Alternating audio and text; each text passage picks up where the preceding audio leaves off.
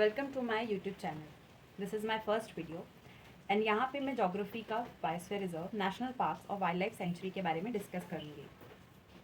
पहले तो हमको इन तीनों के बारे में पता होना चाहिए कि उन तीनों में डिफरेंस क्या है, नेशनल पार्क क्या है, वाइल्ड लाइफ सेंचुरी क्या है और बायोस्फीयर रिजर्व क्या है। क्यों इनको डिफरेंट माना जाता है, डिफरेंट क्लासीफाई किया जाता है। तो पहला तो ये है कि नेशनल पार्क जो कि एक एरिया है डिज़ाइन किया हुआ नेशनल गवर्नमेंट द्वारा, जो प्रिजर्व करता है नेचुरल एनवायरनमेंट को। अब नेशनल वाइल्ड लाइफ सेंचुरी के डेटाबेस के अकॉर्डिंगली दिसंबर 2021 की अगर बात करें तो 106 एग्जिस्टिंग नेशनल पार्क इंडिया में पाए गए हैं, जो कि कवर करते हैं 1.33% of Indian geographical area. Kilometre की बात करें 43,716 किलोमीटर स्क्वायर। पहला नेशनल पार्क है जो इंडिया का, वो हेली नेशनल पार्क है। 1936 में जो ओपन किया गया था, बनाया गया था। बाद में उसको रीनेम किया गया कॉर्बेट नेशनल पार्क में 1956 के अकॉर्डिंगली। वाइल्ड लाइफ सेंचुरी के बारे में अगर बात करें तो प्लेस जहाँ पे एनिमल्स और उनके हैबिटेट को प्रोटेक्ट किया जाता है। वाइल्ड लाइफ से हमको समझ जाना चाहिए कि वो एनिमल्स से किस तरीके से रिलेटेड है, उनके हैबिटेट से किस तरीके से रिलेटेड है, तो वहाँ पे प्रोटेक्ट किया जाता है। वाइल्ड लाइफ जो है नेशनल वाइल्ड लाइफ डेटाबेस के अकॉर्डिंगली दिसंबर 2020 की अगर बात करें तो 566 एग्जिस्टिंग वाइल्ड लाइफ सेंचुरी पाई गई है, जिसका एरिया 12,2420 किलोमीटर स्क्वायर माना जाता है। मतलब 12,24,020 kilometre square, 3.72% of Indian geographical area. अब बायोस्फीयर रिजर्व की अगर बात करें तो वो क्या है? Unique and representative ecosystem of terrestrial and coastal areas which are internationally recognized within UNESCO Man and Biosphere Program। तो ये एक ऐसा यूनिक और रिप्रेजेंटेटिव इकोसिस्टम है जो टेरेस्ट्रियल और कोस्टल एरिया में प्रोवाइड किया जाता है और इंटरनेशनली उसको रिकॉग्नाइज किया गया है। और वो किसने किया है? UNESCO man and biosphere programme, MAB। अगर हम MAB की बात करें तो MAB के बारे में भी हमें जानना बहुत ज़रूरी है कि एक्चुअल में MAB है क्या, इसका काम क्या है और किस तरीके से ये वर्क करता है और किस तरीके से वर्क नहीं करता है, तो ये ज़रूरी है। अब अगर हम लोग MAB का देखें तो MAB का मतलब है क्या? ये एक इंटर गवर्नमेंटल साइंटिफिक प्रोग्राम है जिसका एम क्या है? इम्प्रूव करना रिलेशनशिप बिटवीन ह्यूमन एंड उनके एनवायरनमेंट, मतलब हमारे और एनवायरनमेंट के बीच में रिलेशनशिप को इम्प्रूव करना। जिस तरीके से हम पेड़ वेड़ सारे काटते हैं बिना कुछ सोचे, तो उस चीज़ों को कम करना, तो ये इनका काम है कि ये इम्प्रूव करें ह्यूमन और एनवायरनमेंट के रिलेशनशिप को जैसे पहले थे। फैक्ट की बात ये है कि 18 बायोस्फीयर रिजर्व इंडिया के अंदर हैं और 12 बायोस्फीयर रिजर्व यूनेस्को द्वारा रिकॉग्नाइज्ड हैं। अगर हम ऑब्जेक्टिव की बात करें कि बायोस्फीयर रिजर्व का ऑब्जेक्टिव क्या है, 3 ऑब्जेक्टिव में क्लासिफाइड है ये: conservation, development and objective. Conservation मतलब क्या है? कंजर्व करना बायोडाइवर्सिटी को और इकोसिस्टम को। डेवलपमेंट मतलब क्या है? एसोसिएट करना और डेवलप करना। ऑब्जेक्टिव जो कि रिसर्च और मॉनिटर करता है इसको। तो अगर मैं important wild life sanctuaries and national parks के बारे में बात करूं, कि आगे लिखे हैं मैंने बायोस्फीयर रिजर्व के बारे में भी एंड वाइल्ड लाइफ सेंचुरी और नेशनल पार्क्स को भी हम लोग डिस्कस करते हैं। पहला है बंदीपुर नेशनल पार्क जो कि है कर्नाटका में। Next Chandraprabha sanctuary Uttar Pradesh. Jim Corbett national park Uttarakhand. Dudhwa national park Lakhimpur UP. Ghana bird sanctuary Bharatpur Rajasthan. Gir national park, ये काफ़ी बार क्वेश्चन आए हैं जिनको मैंने हाईलाइट किया हुआ है। गिर नेशनल पार्क जो कि है जूनागढ़ गुजरात में। हजारीबाग नेशनल पार्क जो कि है झारखंड में। Kanha national park Madhya Pradesh.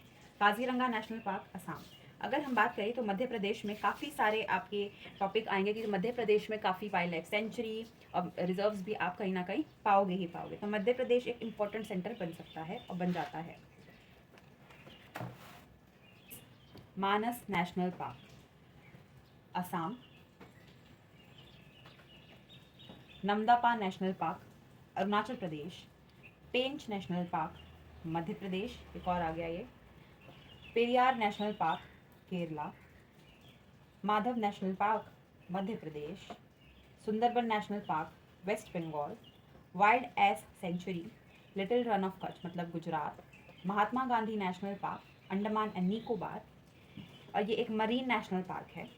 Ranthambore wildlife sanctuary Rajasthan. Kanchenjunga national park Sikkim.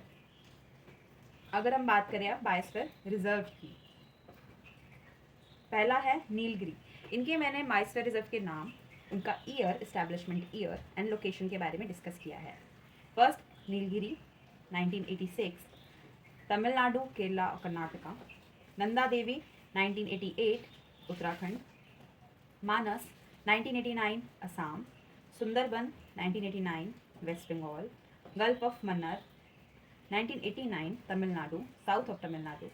Great Nicobar 1989, Andaman and Nicobar Island. इससे आपको पता लग जाएगा। ये मैंने एक क्रोनोलॉजिकल सीक्वेंस बनाया है इधर, जो आप पढ़ सकते हैं, देख सकते हैं। नेक्स्ट अगर हम बात करें, दिहांग दिबांग 1998, अरुणाचल प्रदेश। कंचनजंगा 2000, सिक्किम। Cold desert 2009, Himachal Pradesh. पन्ना 2011, मध्य प्रदेश। ये एक इम्पॉर्टेंट मध्य प्रदेश। अगर हम अब बात करें स्कीम्स जो गवर्नमेंट द्वारा लॉन्च की गई है, ये भी बहुत पूछे जाते हैं और बहुत आते हैं क्वेश्चन में। पहला है आपका प्रोजेक्ट टाइगर।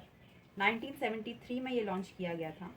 टाइगर मेन इनका गोल है, प्रोजेक्ट टाइगर से पता लग जा रहा था। तो टाइगर एक एंडेंजर्ड एनिमल के रूप में IUCN द्वारा रेड लिस्ट में पाया गया था। इसका फुल फॉर्म जो है IUCN का, international union for the conservation of nature. इसका ऑब्जेक्टिव क्या है? मेंटेन करना viable population of tigers in India.